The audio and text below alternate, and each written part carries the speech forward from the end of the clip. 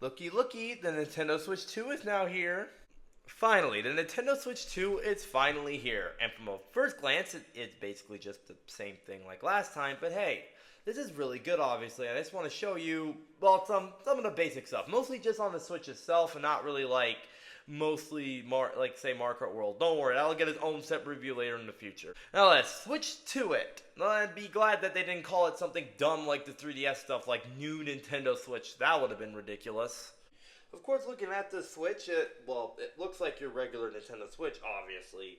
The most important part is the Joy-Cons on the back. Instead of sliding off, because I guess people get confused, you can clip this button because now they're magnetic.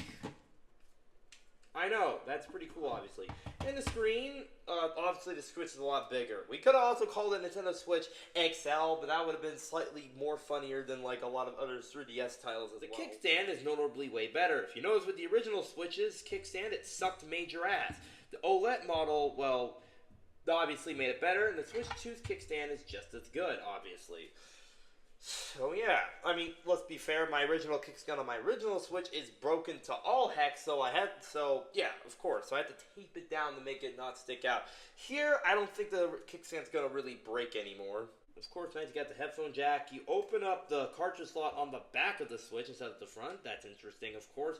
The SD card slot is like right here, under the kickstand, which is a pretty nice way to do it, obviously. Volume control buttons, just a bunch of button changes. Obviously, the most disappointing fact from the Switch itself is the battery life, because it may be the most powerful of all the Switch consoles, but it has like the worst battery life out of all of them, only 2 to 6 hours. I mean, for playing better graphics and all that, I guess sacrificed all that for the battery life, which is fine, but it's going to be annoying for playing games for like long periods. You got both the left and right Joy-Cons, but like the Wii Remote, am I really going to use the straps? I only used the straps on the original Switch because it made the ZL and ZR buttons easier to use, but here, give me like 5 minutes and then I'll maybe sync it. Also, I like on the Switch you can just, you can just take this piece off completely instead of just like it being a regular trap door like the original Switch.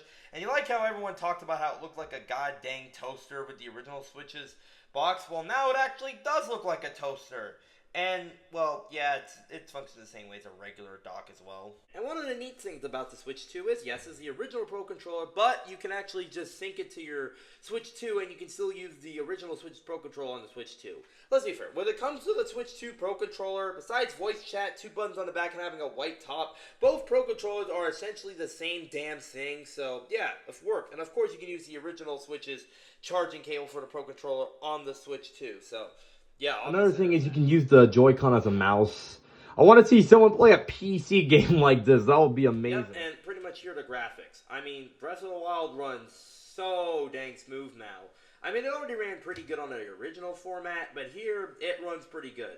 And pretty much every game runs a lot, and every other game on the Switch 2 also runs just as good. So there's that. I mean, for all the expansion, for like all the upgrades for the Switch 2, you have to pay like $15 or more, or a little bit more for them. But unless you have the Nintendo Switch Online Expansion Pass. If you have the Expansion Pass, then you don't have to pay extra. And that was a quick look at mainly just the hardware focus of the Switch itself, and not really the games and all that. Don't worry, a lot of the other games we'll get to review separate in the future, but that is basically the Switch 2. Honestly, I think the only problem for me is like the price point of the games and like the not so good battery life. That's pretty much kind of my only negatives for the Switch 2 in my opinion. It's still a pretty good console. I think it's going to do well, besides like the outrageous prices you're going to be playing for games. I paid $110 for Mario Kart World because in Canada it's a lot more expensive. But anyways, see you next time for Yu-Gi-Oh! Dying to Pokemon video. See you next time. See ya.